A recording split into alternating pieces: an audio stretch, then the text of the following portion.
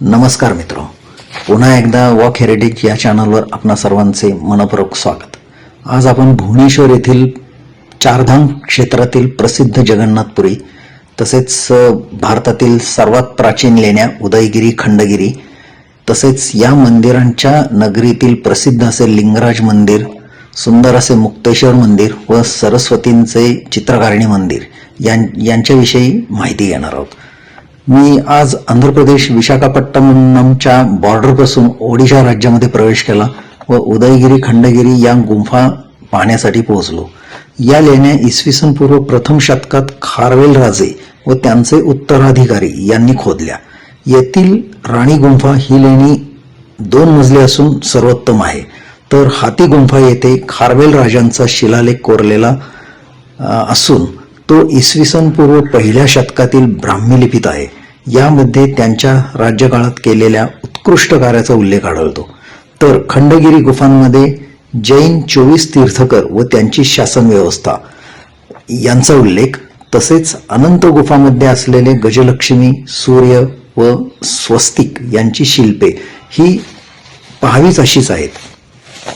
तर या अशा छोट्या लेण्यांची सफर करून आता आपण चारधाम यातील प्रमुख असे क्षेत्र म्हणजे जगन्नाथपुरी येथे येत आहोत. ओडिशातील हे एक सर्वात उंच शिखर, याला व्हाईट पॅगोडा असेही म्हटले जाते. मूळ मंदिर हे इंद्रद्युम्न राजाने बांधले, याचा उल्लेख स्कंदपुराण व ब्रह्मपुराणात आहे. नंतर परकीय आक्रमणामुळे 18 वेळेला हे मंदिर उद्ध्वस्त झाले. आज आपण आजचे जे मंदिर पाहत आहोत ते ओरिया राजा अनंग भीमदेव याने पुनर्बांधणी करून त्याला आजचे स्वरूप दिले आहे. गाभाऱ्यात भगवान जगन्नाथ, बलभद्र व सुभद्रा यांच्या अतिशय भव्य व सुंदर अशा लाकडी मूर्ती स्थापित आहेत. या मंदिराच्या टोकावर श्री विष्णूंचे भव्य असे 36 फूट परिघाचे श्रीचक्र स्थापित आहे. त्याचे नाव नीलचक्र असून ते 8 आऱ्यांचे आहे. हे श्रीचक्र अष्टधातूंचे बनविलेले असून ते अतिशय पवित्र मानले जाते.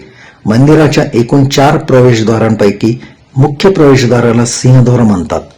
त्याच्या दोनही बाजूंना 2 गर्जना करणाऱ्या सिंहांच्या भव्य अशा प्रतिमा पाहाव्याच अशाच आहेत. याच दारासमोर 10 मीटर उंचीचा 16 बाजू असलेला अखंड अरुण स्तंभ आहे. त्याच्या टोकावर सूर्याचा सारथी अरुणची प्रतिमा आहे. हाच स्तंभ पूर्वी कोणार्क येथील सूर्य मंदिरासमोर होता, परंतु परकीय आक्रमण ज्या वेळेला झाले त्यावेळेला त्याच्या विध्वंसापासून वाचवण्यासाठी तो तेथून हलवून पुरीस उभा केला गेला. येथून आपण भगवान जगन्नाथाचे दर्शन घेऊन बाहेर पडतो.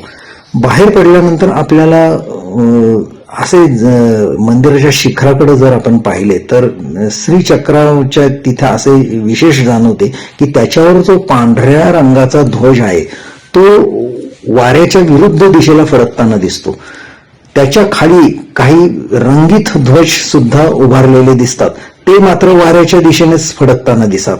हा एक वेगळाच चमत्कार या ठिकाणी आपल्याला पाहावयास मिळतो. याच मंदिराच्या गर्भगृहात एक आख्यायिका अशी आहे की भगवान श्रीकृष्णांचे ज्या वेळेला देहावसान झाले त्यावेळेला त्यांच्या चितेला अग्नी दिल्यानंतर दुसऱ्या दिवशी रक्षेमधून श्रीकृष्णांचे हृदय हे धडकत असल्याचे आढळून आले. तर ते हृदय त्या संकेतानुसार या ठिकाणी स्थापित केले गेले आहे अशी आख्यायिका आहे. त्याच्यामुळे या ठिकाणी आपल्याला एक वेगळाच ऊर्जेचा अनुभव जाणवतो. यानंतर आपण भुवनेश्वर येथील प्रमुख आकर्षण असलेले लिंगराज मंदिर पाहायलाच हवे. हे मंदिर कलिंगा स्थापत्य शैलीत बांधलेले असून ब्रह्मपुराणानुसार 6व्या ते 7व्या शतकात स्थापित केले गेले. या मंदिराचे पुनर्निर्माण हे 11व्या शतकात सोमवंशीय राजा ययाती केसरी याने बांधल्याचा उल्लेख आढळतो. त्यामुळे या मंदिराच्या स्थापत्य शैलीवर कलिंगा तसेच सोमवंशीय शैलीचा प्रभाव दिसून येतो. मंदिर भगवान शिवाला समर्पित असून शिवलिंग हे स्वयंभू आहे. मंदिर रेखादेऊळ, पिढामंडप या प्रकारात असून लाल वालुकाश्म दगडात कोरीव काम अत्यंत उत्कटतेने कोरलेले दिसून येते. जेम्स फर्ग्युसन या ब्रिटिश इतिहासतज्ञाने ज्या वेळेला या मंदिराला भेट दिली त्यावेळेला त्याने असे लिहून ठेवले आहे की ओरिसातील हे मंदिर अत्यंत सर्वात प्रसिद्ध व भव्य असे मंदिर असून कोरीवकामांनी नटलेले आहे. त्यामुळे या मंदिराला भेट देणाऱ्यांची संख्या जास्त असल्याचे दिसून येते. आता आपण याच मंदिराच्या जवळ असणारे सरस्वतीचे मंदिर पाहूया. या मंदिराचा परिसर लिंगराज मंदिराच्या मानाने अगदीच शांत वाटतो. अप्रतिम कलाकुसर असून हे 13व्या शतकात बांधले गेले. राजा नरसिंहदेव प्रथम याने कोणार्कचे सूर्य मंदिर व येथील चित्रकारिणी मंदिर बांधून त्याच्या कलाप्रियतेचे दर्शन घडविले. या मंदिराचे रेखा देऊळ सप्तपद प्रकारचे असून पुढे जगमोहन पंचरथ पद्धतीचा दिसून येतो.